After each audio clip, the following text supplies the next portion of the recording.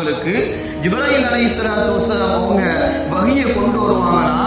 எப்பொழுதும் வஹியை கொண்டு வருகின்ற பொழுது சிரித்த முகத்தோடு வருகின்ற ஜிப்ராயில் அன்னைக்கு வாடிய முகத்தோடு வந்தவுடன் ரசூலுல்லாஹ் கேட்டாங்களா, யா ஜிப்ராயில் என்ன ஆனது உங்களுக்கு என்பதாக கேட்ட உடனே ஜிப்ராயில் அலைஹிஸ்ஸலாம் சொன்னாங்களா, யா ரசூலுல்லாஹ் நரகத்தினுடைய ஜபானியாக்களை நரகத்தில் வேலை பார்க்கக்கூடிய அந்த வேலையாட்களை அல்லாஹ் ஒரு 1000 ஆண்டுகள் நெருப்பை கொளுத்த சொன்னான் கொளுத்தி முடித்ததற்கு பிறகு அந்த நெருப்பு வெண்மை நிறமாக மாறியது யா ரசூலுல்லாஹ். அதோட விடல, அல்லாஹ் திருப்பி அந்த நரகத்தினுடைய ஜபானியாக்களுக்கு சொன்னானாம், இன்னும் 1000 ஆண்டுகள் எரியுங்க. திருப்பி எரியுது யா ரசூலுல்லாஹ். எரியுது 1000 ஆண்டுகள் எரிந்து முடிந்தது. வெண்மை நிலையாக இருந்த அந்த நெருப்புகள் செந்நிறமாக மாறியது யா ரசூலுல்லாஹ். அத்தோடு அல்லாஹ் விடல, நரகத்தினுடைய ஜபானாக்களுக்கு அல்லாஹ் சொல்றா, இன்னும் நீங்கள் 1000 ஆண்டுகள் நெருப்பை நீங்க எரியுங்க. நெருப்பு எரிக்கப்படுது. கடைசியில் அந்த நெருப்பானது கருப்பு நிறமாக மாறியது யா ரசூலுல்லாஹ். அந்த நரகத்தினுடைய வேதனை முன்னும் பின்னும் வலப்புறமும் இடப்புறமும் மேல்புறமும் கீழ்புறமும் இருக்கக்கூடிய பகுதியெல்லாம் நெருப்புகள் சூழ்ந்து இருக்குமே யா ரசூலுல்லாஹ். அந்த நெருப்புகள் எல்லாம் கரு நிறமாக மாறிவிட்டதே யா ரசூலுல்லாஹ் என்பதாக ஸல்லல்லாஹு அலைஹி வஸல்லம் அவங்கள்ட்ட இந்த விஷயத்தை சொன்ன உடனே ரசூலுல்லாஹ் கேட்டாங்களாம், ஸிஃப்லி யா ஜிப்ராயில், எங்களுக்கு நரகத்தை பற்றி கொஞ்சம் சொல்லுங்களேன். யாரு கேட்குறா?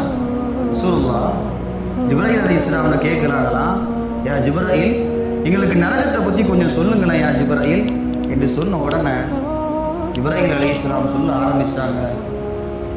எந்த அளவுக்கு என்று சொன்னால், யா ரசூலுல்லாஹ், நாளை கியாமத்தில் காஃபிர்களுக்கு அணியப்படக்கூடிய ஒரு ஆடையை இந்த வானத்தினுடைய மேல் பகுதியிலே அல்லாஹ் தொங்க விட்டான் என்று சொன்னால், அந்த ஆடையினுடைய வெப்பத்தின் காரணமாக இந்த உலகத்தில் வாழக்கூடிய எல்லா மனிதர்களும் கரிந்து விடுவார்களே யா ரசூலுல்லாஹ்.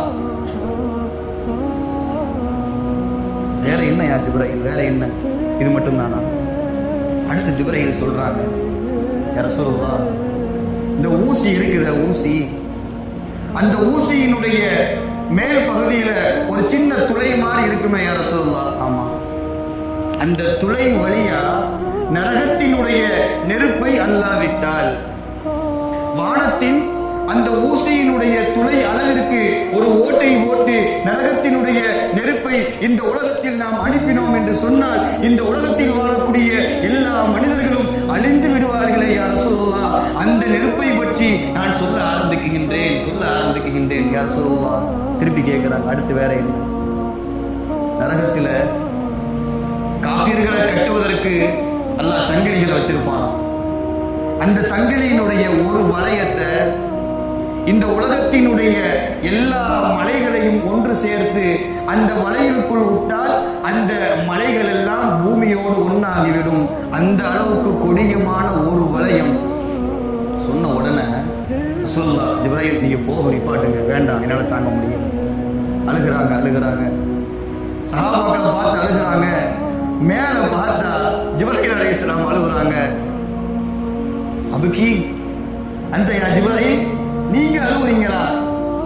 நீங்க ஏன் அழுவுறீங்க யா ஜிப்ராயில் என்று கேட்ட உடனே ஜிப்ராயில் அலைஹிஸ்ஸலாம் சொன்னாங்களா, நான் எப்படி அழுகாம இருக்க முடியும் ரசூலுல்லாஹ்? நான் எப்படி அழுகாம இருக்க முடியும்?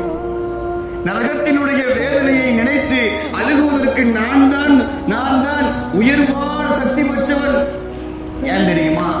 என்னுடைய அந்தஸ்துல இருந்தவதான இப்லீஸ். நான் இப்ப இருக்கிறேன இந்த இடத்துல இருந்தவதான இப்லீஸ். ஆனால் அல்லாஹ் விரட்டி அடித்து விட்டானே ஷைத்தானை. அதே போன்று அல்லாஹ் என்னை அழிக்க மாட்டான் என்கின்றதுக்கு என்ன உத்தரவாதம்? நான் எப்படி அழுகாம இருக்க முடியும்? ஜிப்ராயில் அழுகுறாங்க, ரசூலுல்லாஹ் அழுகுறாங்க. வானத்துல இருந்து ஒரு சத்தம் வருது, நீங்க 2 பேரும் அழுகாதீங்க, அல்லாஹ் உங்களுடைய பாவத்தெல்லாம் மன்னிச்சிட்டான், நீங்க அழுகாதீங்க. நரகத்தினுடைய வேதனையை கண்டு ஜிப்ராயிலே கலங்கி இருக்கிறார்கள்.